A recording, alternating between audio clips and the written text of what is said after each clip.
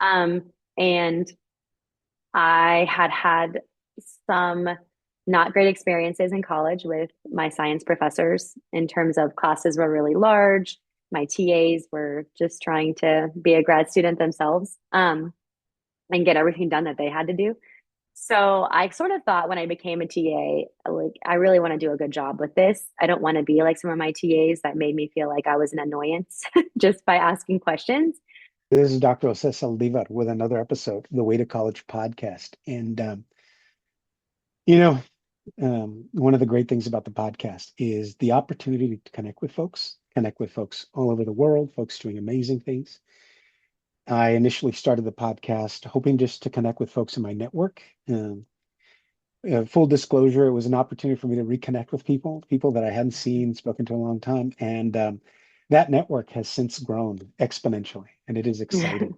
And today is another addition to that network. And as always, what I'd like to do is I'm going to allow my guest to introduce herself to everyone out there. So Dr. Tara Williams, will you mind introducing yourself to everyone?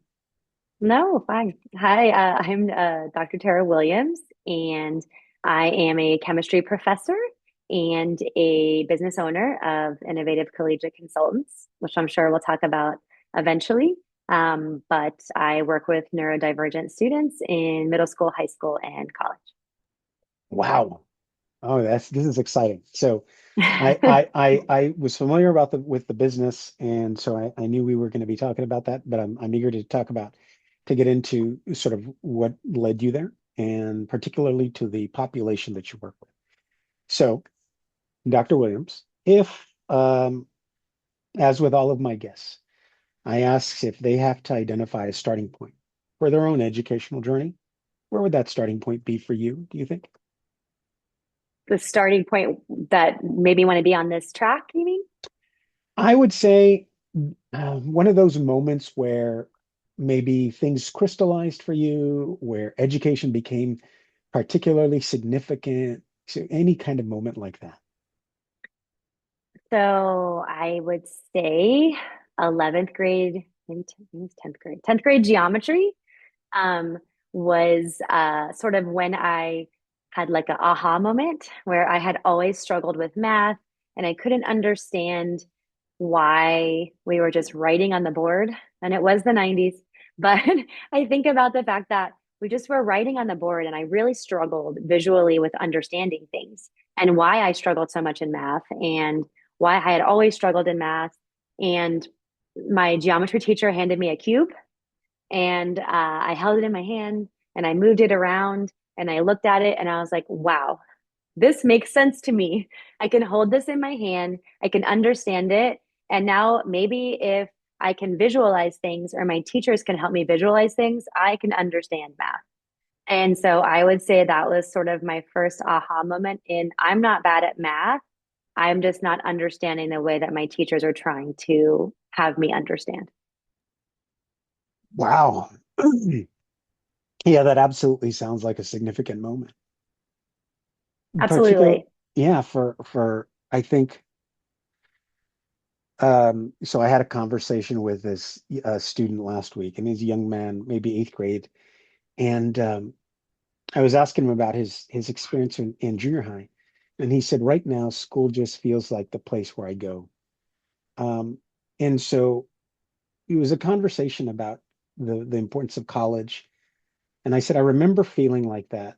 And I said, it wasn't really for me until I got to college where it was like, wow, like education just changed for me.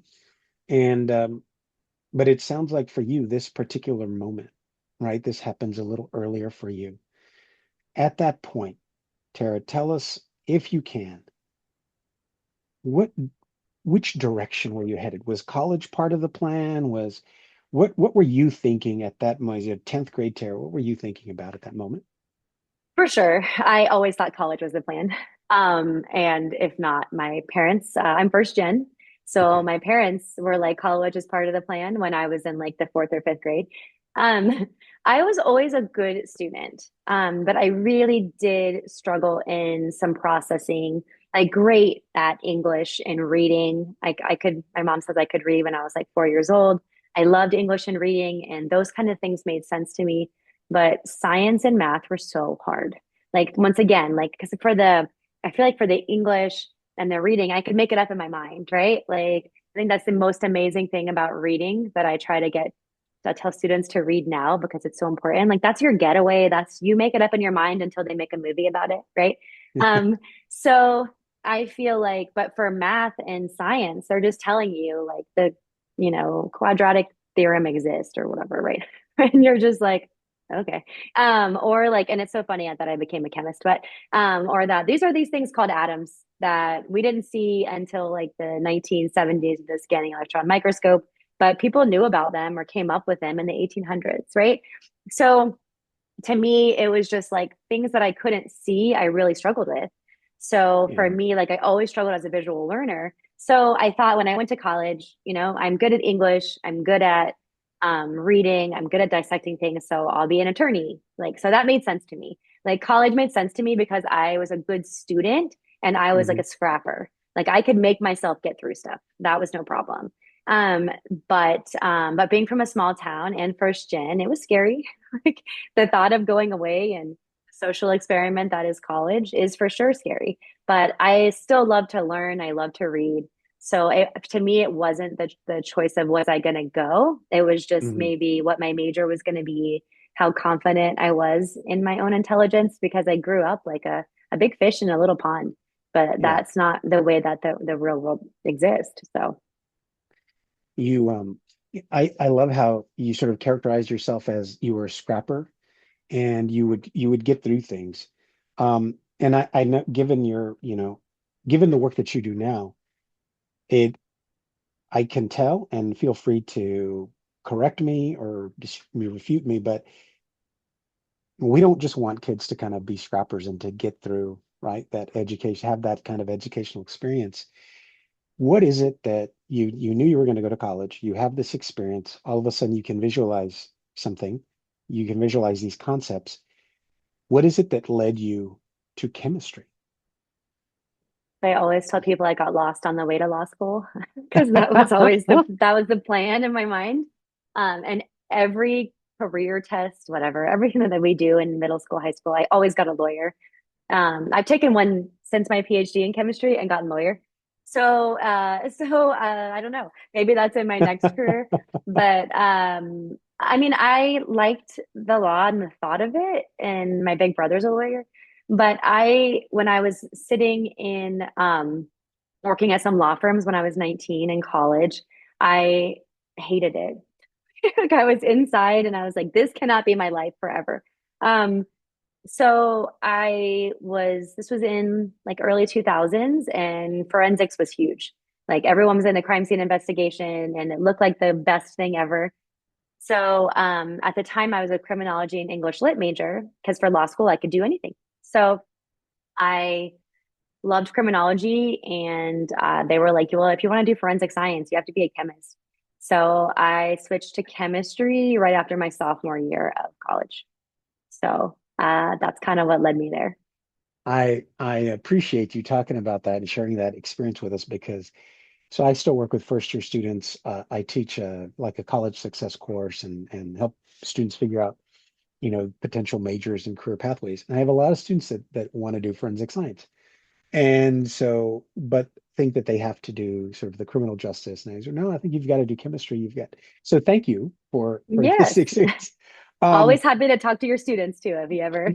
yeah, absolutely. Especially This as is a, someone who changed their mind a lot. Like I always nobody's seen Son-in-Law, like none of my students, but I don't know if you've seen Son-in-Law with Pauly Shore, but he has like I have, yeah. 7,000 majors, and that's how I feel like I was like at first. I changed my major like 4 times, but no regrets there because I think I would have been miserable Yeah. if I hadn't decided to make the change. Was there ever any pressure from your parents as a first gen um, to choose a particular major? I mean, here you had law school sort of in your sights early on. When you deviated from that, was there any any criticism? Did parents get upset? Anything like that? No, I mean, in fact, when I left my college advisor's office, I had like a 3.9 at college at this point, and my advisor was like, "You didn't do well in the math SAT. Like, I don't think that you should change majors." advisor who I never knew. And Yeah. I immediately called my mom crying, like, maybe I shouldn't do this. And my mom was like, you're not going to let some woman who doesn't know you tell you what you can't do. Like, what's the harm? We take college algebra because that's where I was going to have to start because I'd taken like two sciences that weren't, just GEs. And I'd take like stats and things that were math GEs. So I had to start from scratch. And my mom was very, very, very like, no, like, we're at least going to try it. At first, I think they thought I was a little nuts. Like, are you really going to go from law to STEM? Like, do you know how hard STEM is? And I was like, yeah, I guess. Like, we'll see, right? The nativity of the moment.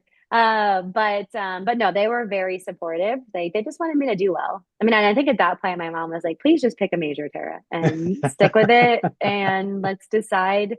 Especially because I was on a Florida Merit Scholarship, Yeah. so blessed to have that.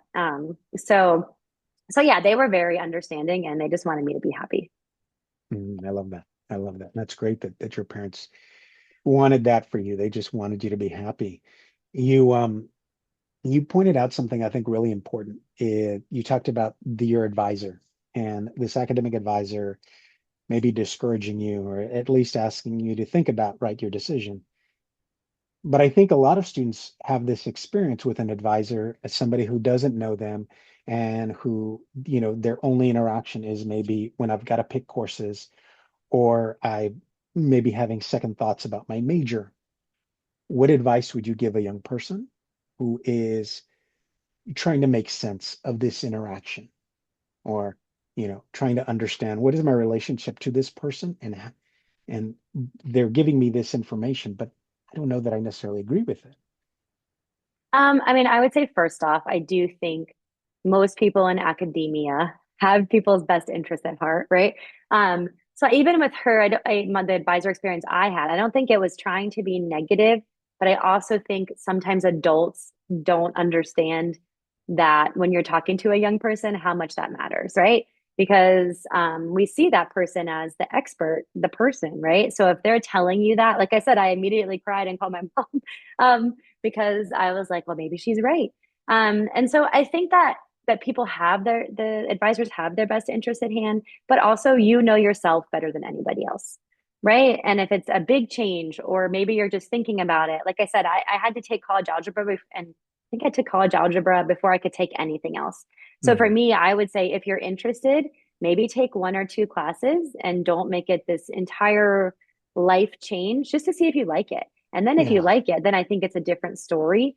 Um, to where even sometimes I think, even with advisors, sometimes they give students a really heavy load first semester. And that's something, even in STEM, that I'm kind of like, do we have to take calculus, chemistry, and bio all in the same semester? Or maybe we can Yeah. put off calculus because it's not, we don't have to take that second semester, the next course in that. So yeah, I mean, and I think a lot of times, sometimes advisors are advisors that are separate. Sometimes they're professors.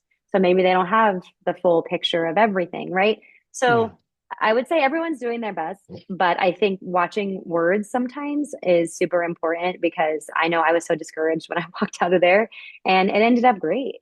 So, and I didn't see that advisor again. That would be my other. If it's something that you're really struggling with and that's your Yeah. only interaction you get and it's not good, then you can find another one. So, Yeah. I um, appreciate that. yeah. Yeah. And Yeah. Because try it. What do you got to lose? It's one class. And if yeah. Yeah. you decide, oh, maybe this isn't for me, because it's so hard. That's why I struggled because there's so many amazing things to study and learn about and classes to go to that I know I did change my major a bunch because I was like, oh, I'm going to do this and I'm going to do that. And so maybe I should have just taken a one course and then decided if that's what I wanted. Well, fortunately for you, it sounds like everything paid off. It did. But it was a changing from to chemistry was a lot. Like Yeah. my life drastically changed in terms of time and the difficulty. And that scrappiness definitely had to come back like 1,000%. Because I was finishing a degree in 3 years that everyone else finished in four. So Yeah. Wow. Wow. Um, the Now you currently teach chemistry, correct? I do. When did you decide? I think I want to do this. I think I want to teach chemistry. So a PhD in chemistry is fully funded typically. So, but part of that funding is teaching until you have like research dollars that are for you. So I went into my PhD at 23 and they immediately stuck me in a classroom with, some students older than me, some students 18. There wasn't that much of a difference. And I had some not great experiences in college with my science professors in terms of classes were really large. My TAs were just trying to be a grad student themselves and get everything done that they had to do. So I sort of thought when I became a TA, like, I really want to do a good job with this. I don't want to be like some of my TAs that made me feel like I was an annoyance just by asking questions. So when I became a TA, I tried to take it really seriously and I really liked it. And then throughout my PhD, I was teaching. And when I was done, I kind of had the same thought I did about law school, like, oh my God, am I going to work in a lab with no windows for the rest of my life? Like, is this going to be like my life? So for me, I was like, well, I really like teaching, and this is something I could see myself doing. And so I started applying, and I did some adjuncting, and then I got a full-time position 9 years ago. Wow, congratulations. Thank you. And I teach at a community college, which I love. Yeah, Um, I knew I didn't want to do research, but we get to help so many students and do so many different things yeah. that I really love the community college system. I imagine as a well, one as a faculty member, but particularly as a faculty member at a community college, you do spend a lot of time helping students navigate just the school system, the educational system. Is that correct? Yeah, I mean, I think we are, there's only so many counselors and counseling hours. And once again, it's like everybody, as you know, in education, we're all overworked. So, um, so a lot of times, yeah, the students will come and be like, hey, like, what do you think I should do next semester? Or maybe we're the first chemistry course. I love the intro course. It's one of my favorites to teach. And sometimes we do have students who are like, hey, like my mom wants me to be a nurse, but I hate chemistry, or I don't like biology, or I don't like working with people. So also having that discussion of, well, maybe that's not for you then, right? Or I really don't want to, I want to be a doctor or something, but I don't want to go to school for the next, 11 years or whatever it is. And so then Yeah, we have the conversation, well, what about being a nurse? Or what about thinking about PT? Or, there's a lot of different things or things that they can consider where, there are other options. Or you get students from day one that are like, I'm going to be a doctor. And then I end up writing their medical school recommendations 4 years later. So I think it just depends on the student and where they're at. But I yeah, kind of feel like chemistry is also one of those classes that makes you decide if is this really what you want to do. yeah. Wow.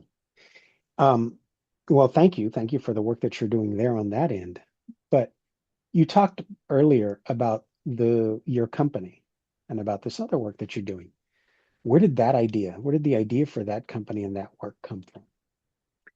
I think working with so many different populations of students was when I first got out of my PhD, I moved back to Florida Hmm. and was working at a college there and was teaching students. And I was really seeing, even from my experience 5 years before in my undergrad, like what a struggle it is for different people to learn in different ways. Um, and that was also probably the first time that I had students as being a professor, not just a TA, but a professor, where students would come to me with their letters and say, hey, I get accommodations. And so then I was kind of like, oh, well, what are accommodations? And so learning to look into it and be like, oh, I get extra time on my test, or I get to, get up for a few minutes, or whatever the accommodations were. And I would have a conversation with the students. And then I was like, wow, like this is really amazing that this exists. And I kind of went like a scientist down the rabbit hole. And then also like learned a lot about executive functioning, and I was only teaching part time. So I started working with students in Florida on this of like, I've just always been like a great organization, time management, planner, focuser. And so I was like, this is just teaching other people to do the same thing. right? Like students who struggle and then looking at it in a different way. So to me, I think I had just gotten out of school. I tell people all the time, like when you're in school so long, like once you leave that, it's kind of a hard like transition to make because you have friends and you have people and you have a community for 10 years. And then it's like, oh, go be an adult with other people. So to me, I was like, oh, I can just be around other college students and teach them to be better at this. And so through that and those experiences, I worked with students with autism, I worked with students with ADHD, I worked with students with anxiety and depression and substance abuse. Um, and I really enjoyed it. And then I was like, I really want to live in California. So I moved out to California in 2015. So I've been out here 11 years and I started teaching at a bunch of different community colleges and started working with students in colleges here. And it's just kind of really grown and expanded from there. Wow. The did you find that there was really a need for this kind of work?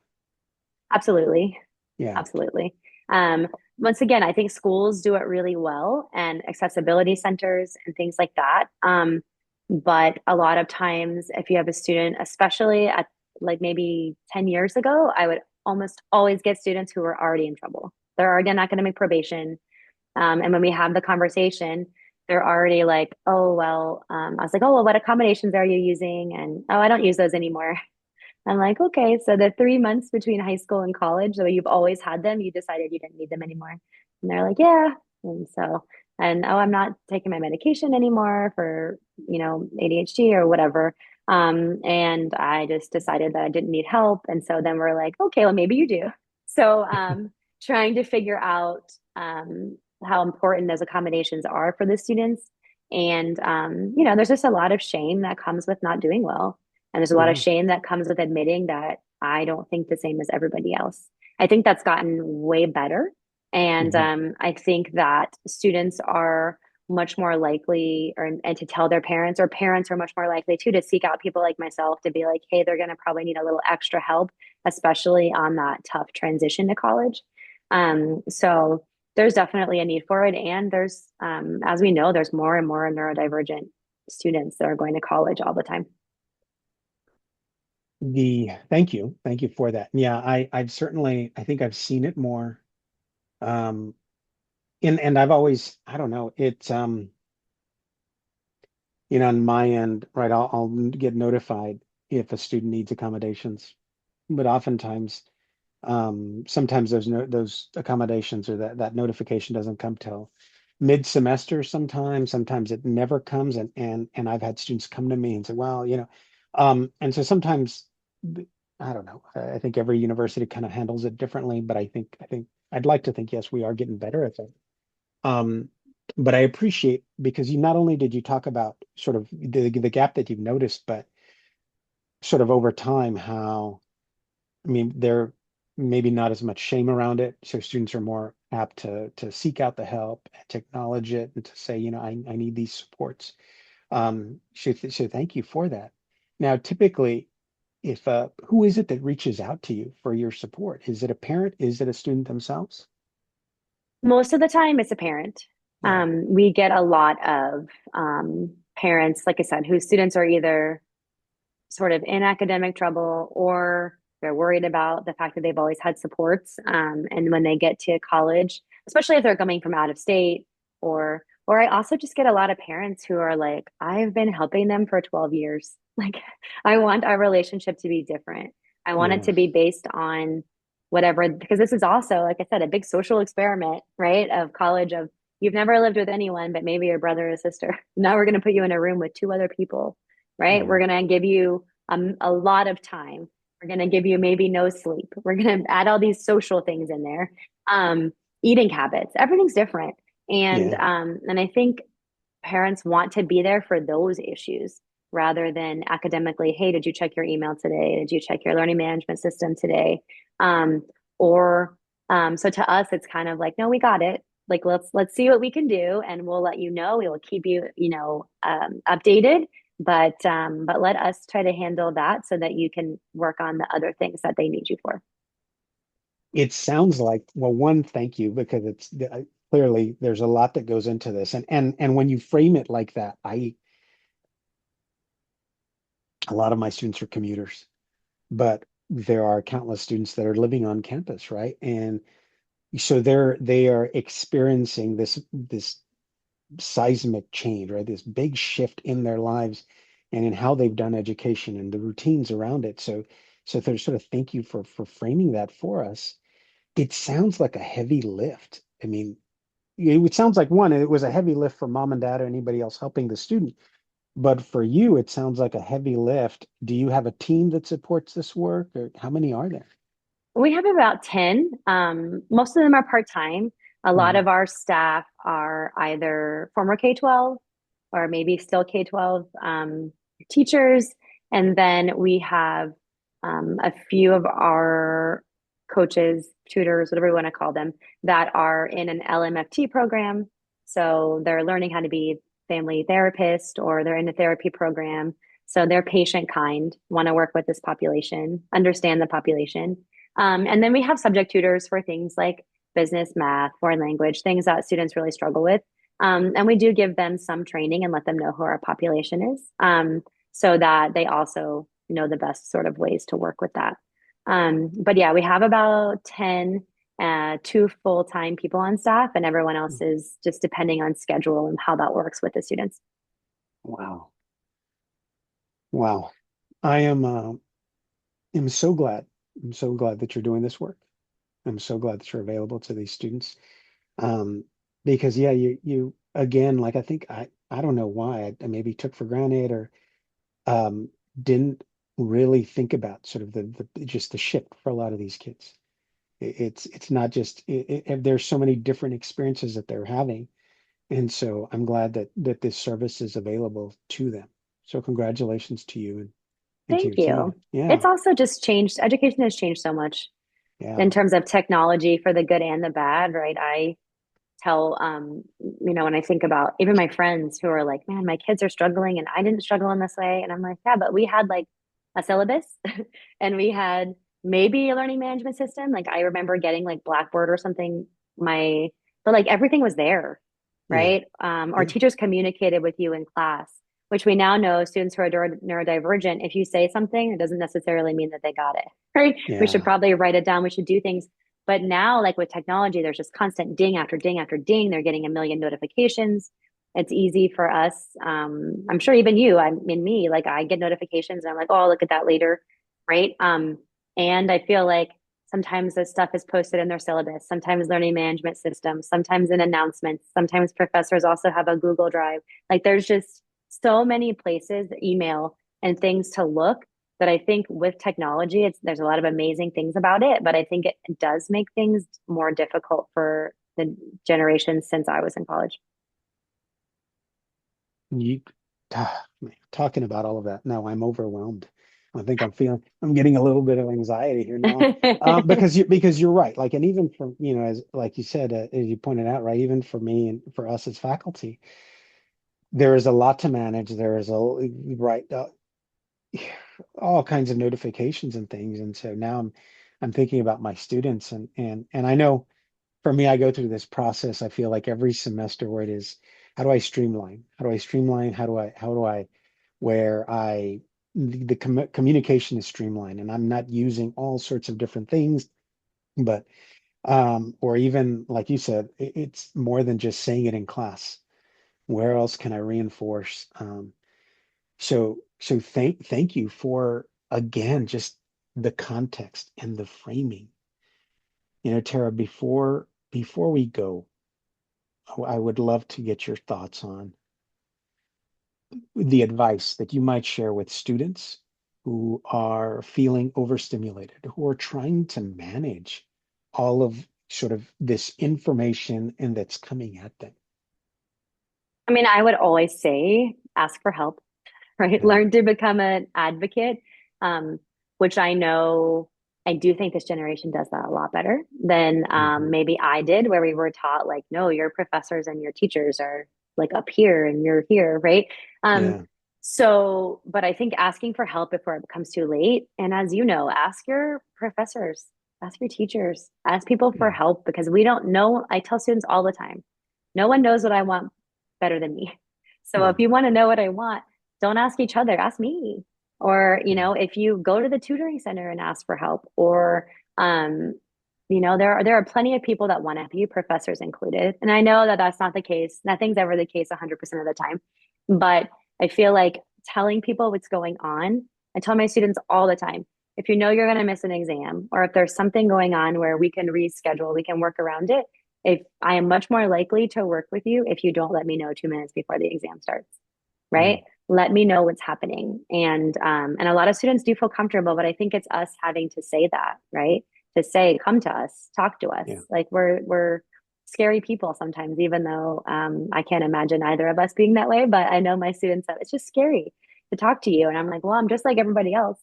Um, but yeah, learn to self-advocate is the best advice I can give to students, and help having parents help them learn to self-advocate in high school. um, I know that even with my own parents, like really wanting to do it for me, but telling me, no, you have Mm. to do it, because they knew like that they're not going to be at college with me. I'm going to be far away. Um, and so, yeah, I think asking for help and learning how to advocate for yourself and learning all the resources on campus and not being scared to say, I don't know, is like that's what people on campus are for. That's what academia is for. We really are trying to give that warm handoff if we just know what's going on. Yeah. I appreciate that. And I couldn't agree more. Tara, thank you. Thank you for your story today. Thank you for the work that you're doing. Before you go, for our listeners and viewers out there, if they want to connect with you, how would they do that? So we always do a free consultation and just meet and sort of see where the student is at. So you can find that on our website at innovativecollegiateconsultants.com. And that has our sort of social media with tips and tricks. And Yeah. I also have a book coming out in the summer about my work with neurodivergent students. So that'll be up there. And that's with some case studies, talking about my own educational experience, and then some case studies with students, where they started and then where they are now, which they are Yeah. all happily living life, whatever their journey was. So Oh, that's awesome. That's awesome. Well, so what we'll do is I'll be sure to share your links in our show notes. That way, if folks want to connect with you, they can. I think pick up your book, because I awesome. think I just as like I try to do with this podcast, right? I think sharing the stories where people can maybe might find a connection or can relate to maybe one of my guests. I'm sure many of my guests will be able to relate to you, is encouraging and is always helpful. So thank you. Awesome. Thank you for having me. I really appreciate it. Yeah, absolutely. This concludes another episode of the Way to College podcast. Thank you to my guests. Thank you to our listeners and viewers out there. Please remember to share the podcast, rate, subscribe, all of that good stuff. And we'll see you again soon. Thank you and bye-bye. Bye.